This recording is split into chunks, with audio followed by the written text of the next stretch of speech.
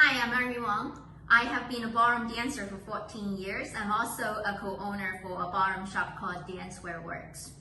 I always curious about what the judges are like.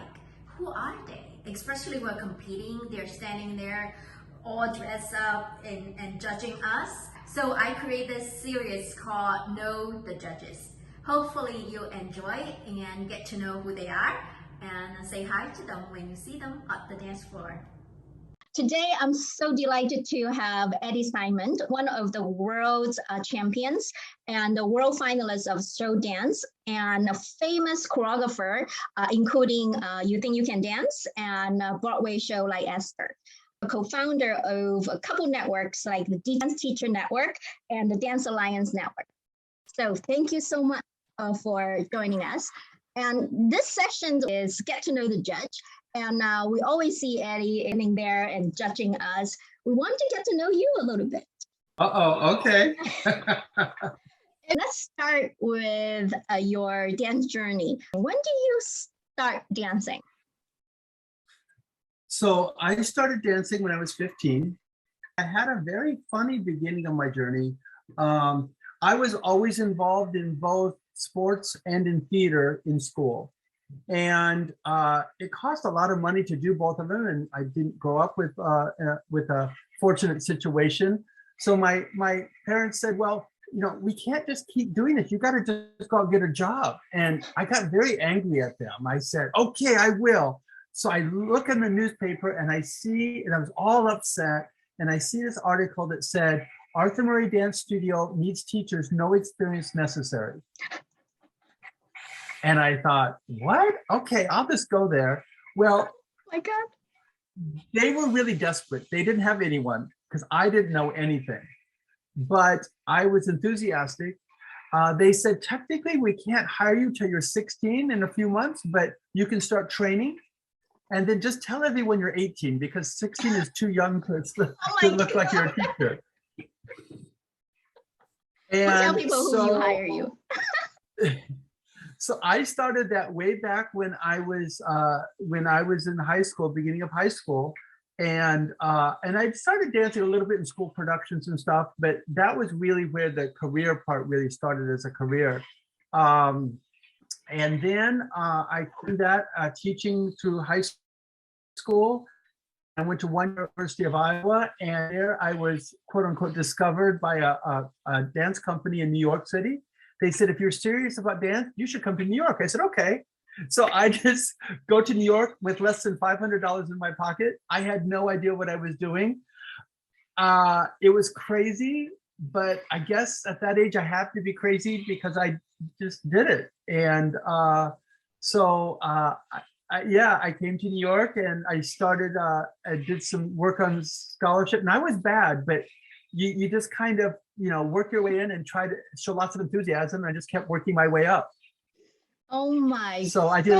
Then I went to theater dance. I went to professional ballet and really intense. And I think it's important to note that I was bad in everything. I thought I was good because I knew like dancing, and this is a good story for people who realize that it doesn't always come easy in the beginning. I thought I was really good, and I go out there and I applied for one of the dance teacher's jobs. I said, "Well, I better get us a job out here, I guess." I got to figure out a way to live. I was staying with someone I met in college's family, until I could get a job. And I went to a dance school, and they said, "Oh, well, let's see your hustle," because that's back in the 70s. Hustle was big.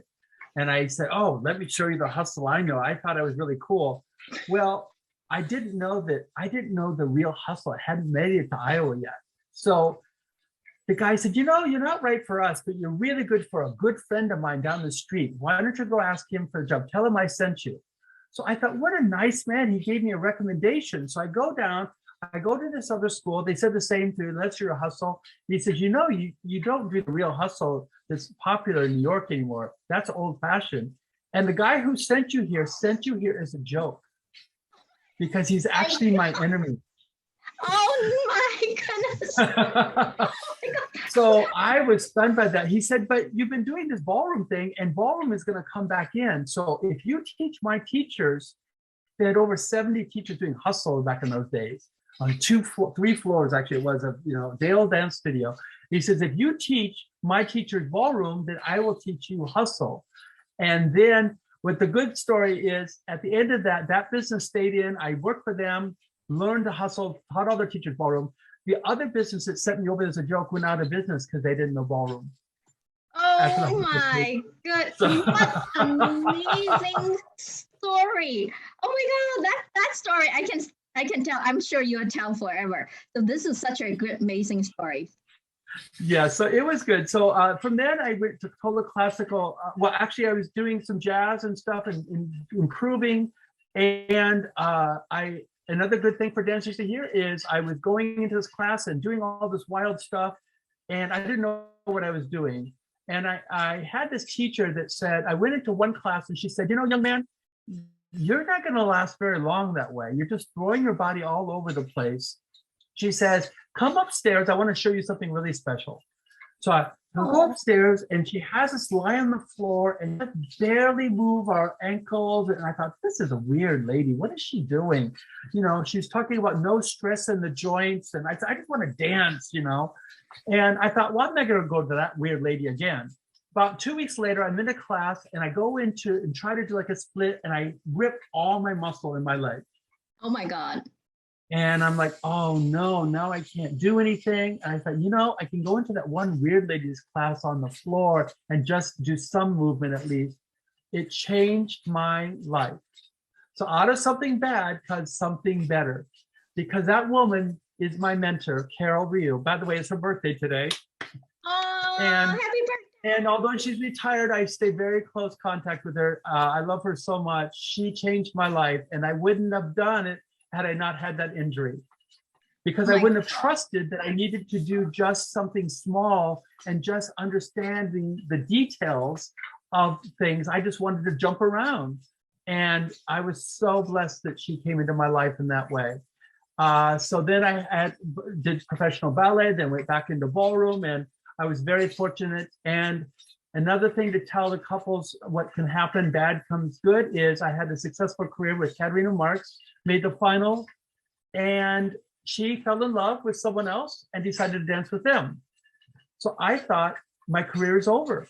I guess that was it. I was just going to be a finalist. 8 months later, I met Michelle Officer. 8 months after that, I became United States champion. Oh my God. I really want you to repeat that again. Our something bad, there may be something better in your way. And absolutely is something better. That is such amazing things that we just look at something happened to us is so bad, and then we forget that there is some hopes and something better.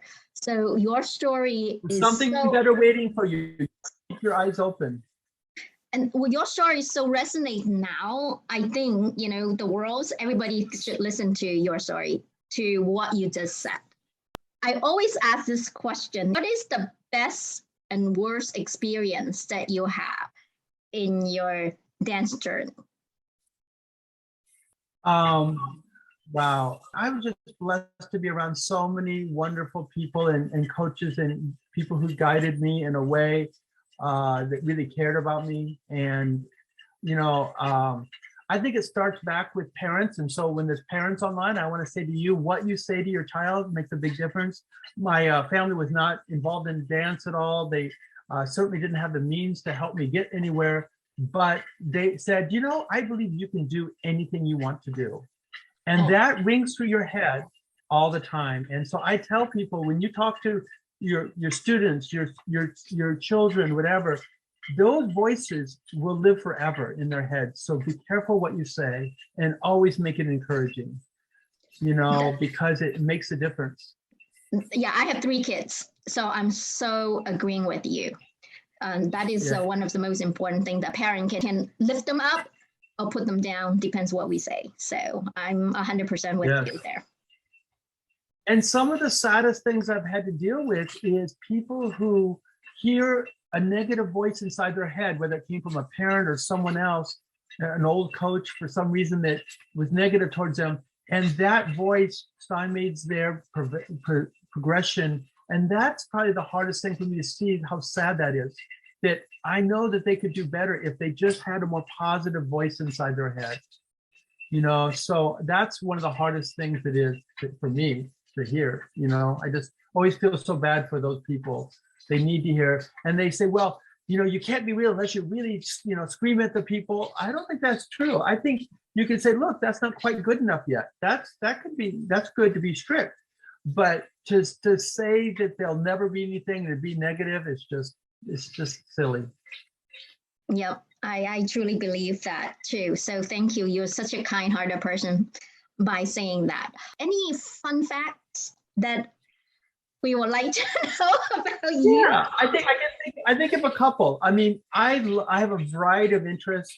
People know I love the theater. I love sports, which I'm going to get back to. But sometimes things just I'm very blessed that things come into my life. So right now, I am actually helping two cybercurrency companies, some blockchains, and they've asked me to kind of be their face. And it's so fun. I'm learning so much about cybercurrencies, about blockchains, about NFTs. And mostly what I'm doing for them is connecting them with people about NFTs. And they have the technical knowledge, and I know people who need that stuff. So I'm trying to meld the dance world and the NFT world together. So that's one thing that's maybe surprising that people don't know. So yeah, blockchain I worked for IBM for a long time. So it is one of the big new things, right, from a technology standpoint. So definitely. Absolutely. And I think it's the future when you really understand what they're doing, not the silly things like Dogecoin and all that stuff, but the real technology companies. Yes. It's really going to be wonderful what it does for the world. And totally. And I'm excited about the augmented reality stuff. I'm going to try to bring some of that to the dance world. I'm working on some projects right now with that. Ooh, so that's going to be really fun. I can't wait. And the silly thing that most people probably don't know about me, unless they know me really well, is I am really passionate about college football. I love college football so much.